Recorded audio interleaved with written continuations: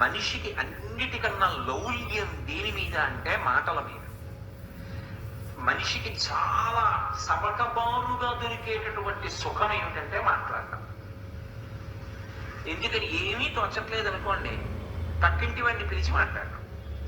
ఏమీ తోచట్లేదు అనుకోండి, ఆయన ఏదో పాపము చదువుకుంటాడు, ఆయన ఏదో పని చేసుకుంటాడు, ఆయన ఇంటికి వెళ్ళి కూర్చుని మాట్లాడటం. ఆయన ఇంటికి ఎందుకు? నీకెటూ పని లేదు, ఆయన ఎందుకు పాడు చేస్తావు? నా పోటీ వాడి గురించి చెప్తున్నాను, మీరు అలా చేయదనుకోండి. ఆయన్ని ఎందుకు పాడు చేయడం? అంటే ఓ రూపాయి ఖర్చు అక్కర్లేదు కదా, మాట్లాడుకుంటే చాలు. కానీ ఈశ్వరుడు మాట ఎంత గొప్పగా ఇచ్చాడు. ఎవ్వరికి లేదు మాట, మనుష్యుడికి ఒక్కడికే ఉంది. ఆ మాట చేత ఎంత కష్టంలో ఉన్నవాడిని ఓదార్చవచ్చు. మాటతో బ్రతికుదాం అనుకున్నవాడిని కూడా చచ్చిపోయేటట్టు చేసేయచ్చు. రావణాసురుడు మాట్లాడిన మాటలకి సీతమ్మ తల్లి చనిపోదాం అనుకోలా? అదే సీతమ్మ తల్లి హనుమ మాట్లాడితే బ్రతుకుదాం అనుకోలా?